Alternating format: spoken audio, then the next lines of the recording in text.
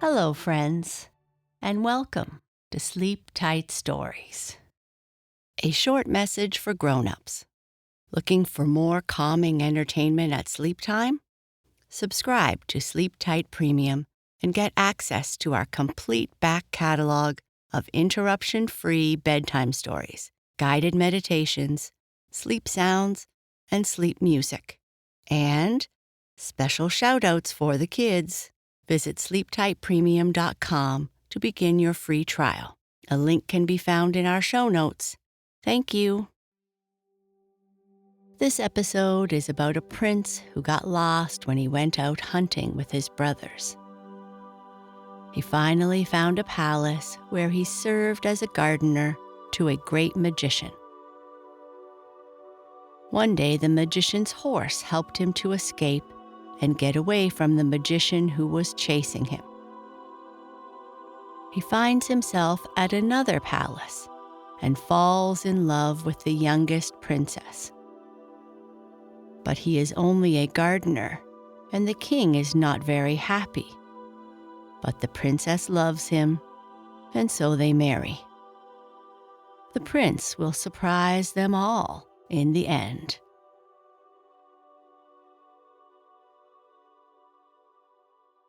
The Magician's Horse. Once upon a time, there was a king who had 3 sons.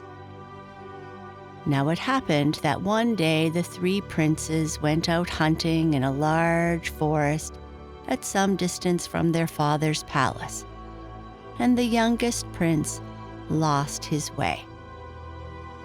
So his brothers had to return home without him. For 4 days, the prince wandered through the glades of the forest, sleeping on moss beneath the stars at night, and by day living on roots and wild berries. At last, on the morning of the 5th day, he came to a large open space in the middle of the forest, and here stood a stately palace. But neither within nor without was there a trace of human life. The prince entered the open door and wandered through the deserted rooms without seeing a soul. At last he came to a great hall, and in the center of the hall was a table spread with dainty dishes and choice wines. The prince sat down and satisfied his hunger and thirst, and immediately afterwards, the table disappeared from his sight. This struck the prince as very strange, but though he continued his search through all the rooms upstairs and down, he could find no one to speak to. At last, just as it was beginning to get dark, he heard steps in the distance, and he saw an old man coming toward him up the steps. "What are you doing wandering about my castle?" asked the old man. The prince replied, "I lost my way hunting in the forest. If you will take me into your service, I would like to stay with you and will serve you faithfully." "Very well," said the old man. "You may enter my service. You will have to keep the stove always lit.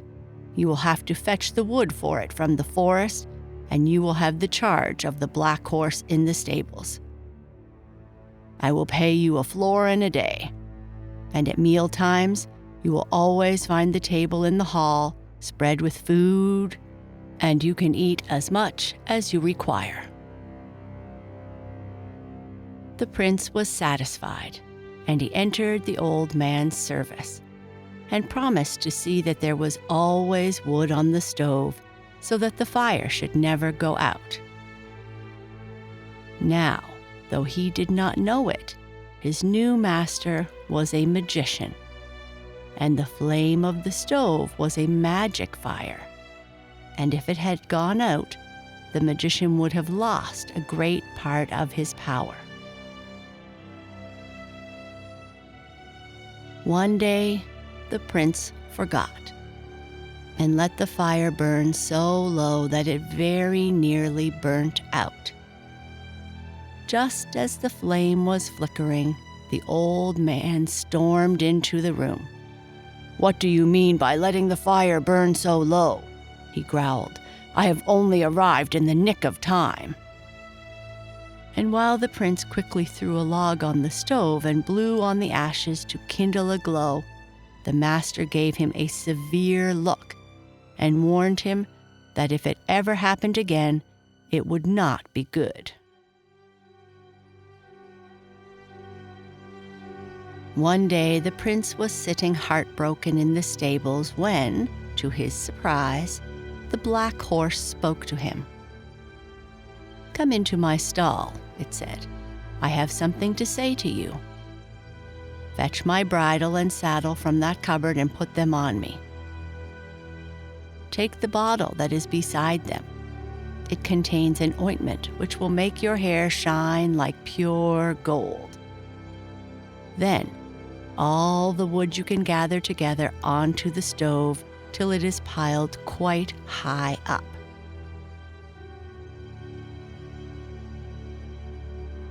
So the prince did what the horse told him.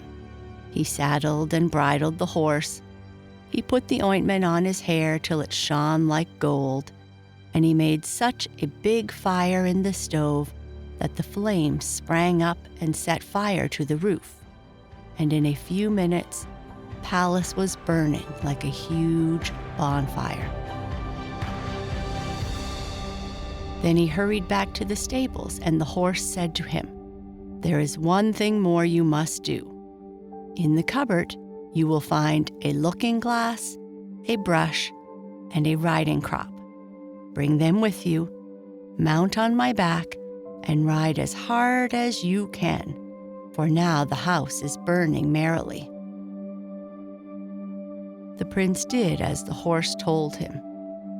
Scarcely had he got into the saddle than the horse was off and away, galloping at such a pace that in a short time, the forest and all the country belonging to the magician lay far behind them.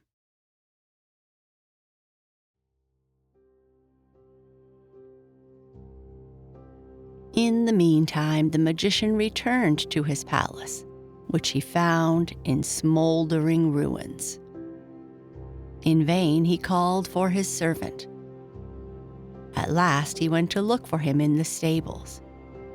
And when he discovered that the black horse had disappeared too, he at once suspected that they had gone together. So he mounted a horse that was in the next stall and set out. As the prince rode, the quick ears of his horse heard the sounds of pursuing feet. "Look behind you," he said, "and see if the old man is following." And the prince turned in his saddle and saw a cloud like smoke in the distance. "We must hurry," said the horse. After they had galloped for some time, the horse said again, "Look behind and see if he is still at some distance." "He is quite close," answered the prince. "Then throw the looking-glass on the ground," said the horse. So the prince threw it. And when the magician came up, the horse stepped on the mirror and crash! His foot went right through the glass, and he stumbled and fell. There was nothing for the old man to do but to go back with him to the stables and put new shoes on his feet. Then they started once more in pursuit of the prince, for the magician set great value on the horse and was determined not to lose it. In the meanwhile, the prince had gone a great distance, but the quick ears of the black horse detected the sound of following feet from afar. "Dismount," he said to the prince. "Put your ear to the ground and tell me if you do not hear a sound." So the prince dismounted and listened. "I seem to hear the earth tremble," he said. "I think he cannot be very far off." "Get on," answered the horse, "and I will gallop as fast as I can." And he set off so fast that the earth seemed to fly from under his hoofs. "Look back once more," he said after a short time, "and see if he is in sight." "I see a cloud and a flame," answered the prince, "but a long way off." "We must be quick," said the horse. And shortly after he said, "Look back again, he can't be far off now." The prince turned in his saddle and exclaimed, "He is close behind us. In a minute the flame from his horse's nose will reach us." "Then throw the brush on the ground," said the horse.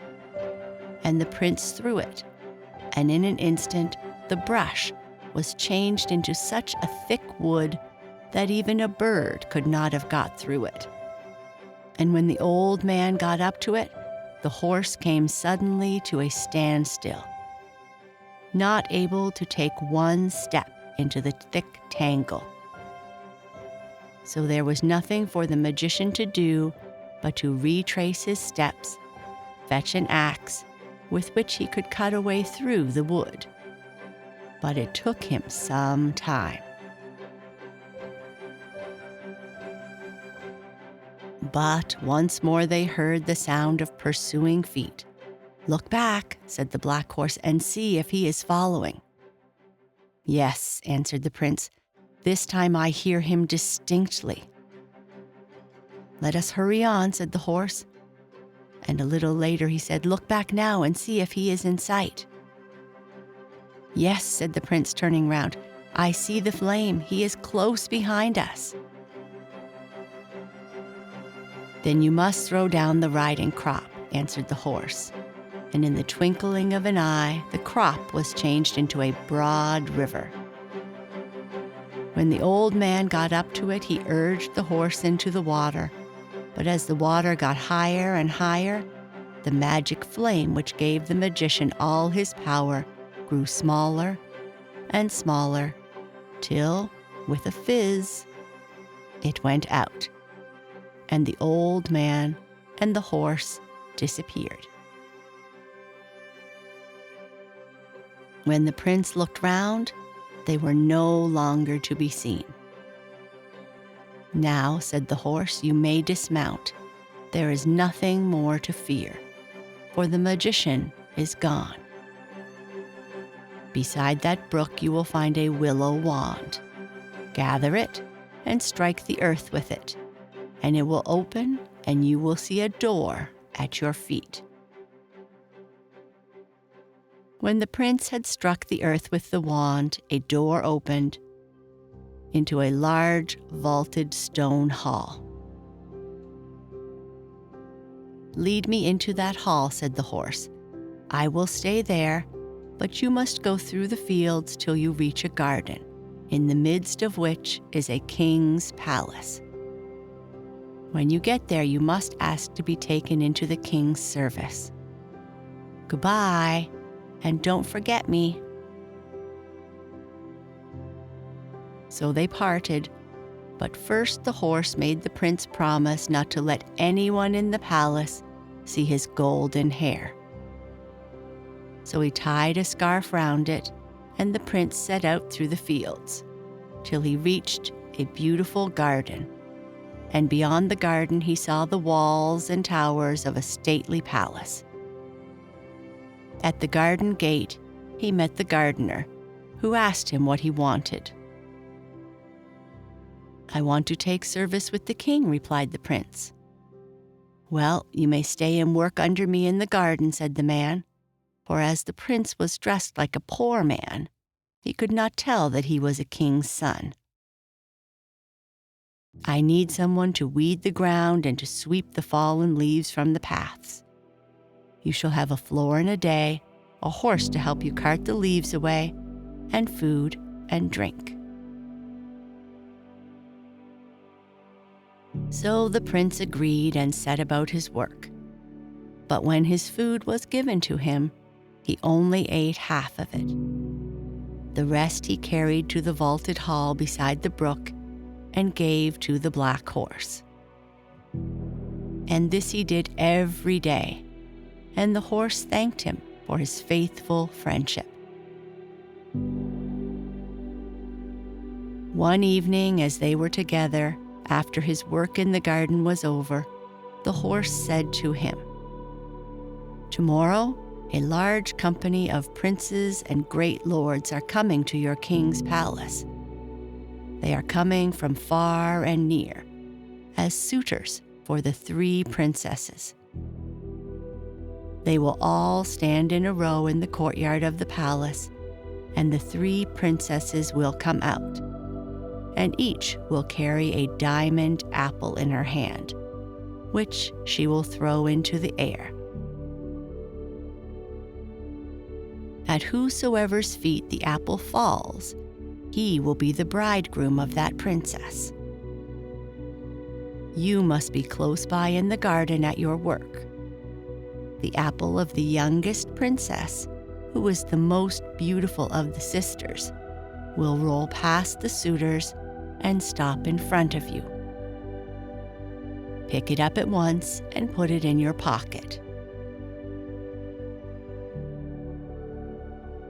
The next day, when the suitors were all gathered in the courtyard of the castle, everything happened just as the horse had said. The princesses threw the apples into the air, and the diamond apple of the youngest princess rolled past, out into the garden, and stopped at the feet of the young gardener, who was busy sweeping the leaves away. In a moment he had stooped down, picked up the apple, and put it in his pocket.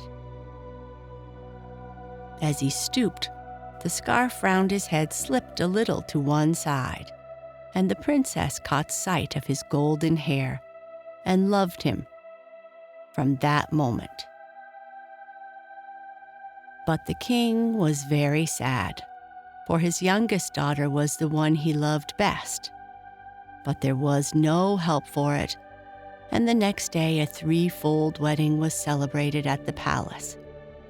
And after the wedding, the youngest princess returned with her husband to the small hut in the garden where he lived. Some time later, fighting broke out in their land, and the king and the sons of his daughters set out. The youngest daughter's husband had only an old horse that could not go very far, but he was determined not to be left behind. So he rode a little ways, and when the horse refused to go any further, he dismounted and went down to the brook, to where the black horse lived in the vaulted hall. And the horse said to him, "Saddle and bridle me, and then go into the next room, and you will find a suit of armor and a sword. Put them on, and we will ride forth together in battle." And the prince did as he was told, and when he had mounted the horse, his armor glittered in the sun, and he looked so brave and handsome that no one would have recognized him as the gardener who swept away the leaves from the paths. The horse bore him away at a great pace, and when they reached the battlefield, they saw that the king was losing the day. But when the warrior on his black charger and in glittering armor appeared on the scene, hewing right and left with his sword, the enemy were dismayed and fled in all directions, leaving the king master of the field. Then the king and his 2 sons-in-law, when they saw their deliverer, shouted, and all that was left of the army joined in the cry, "A prince has come to our rescue!" And they would have surrounded him, but his black horse rose in the air and bore him out of their sight. 2 more times this happened. But on the 3rd time, the young prince was injured.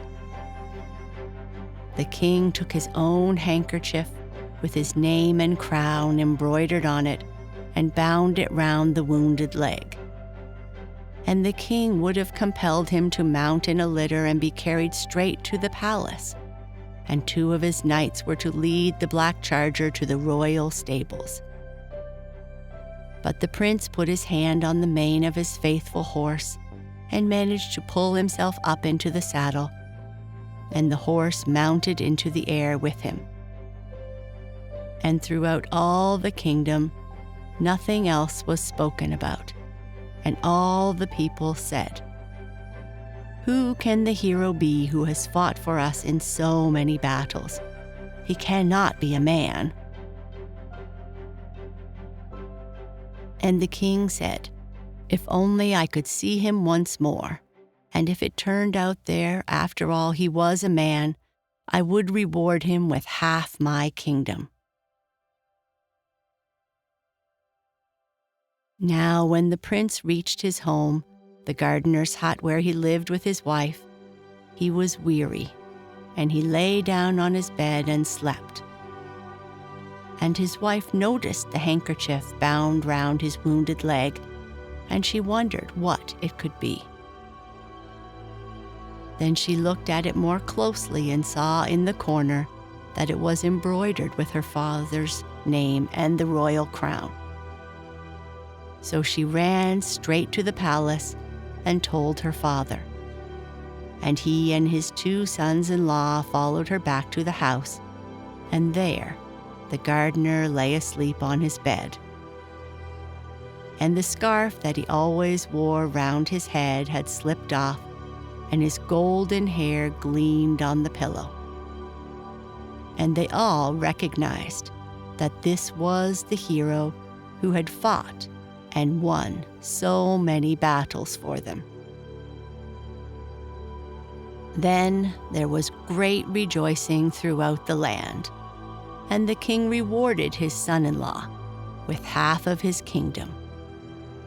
And he and his wife reigned happily over it.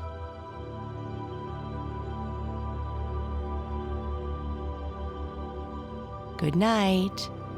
Sleep tight.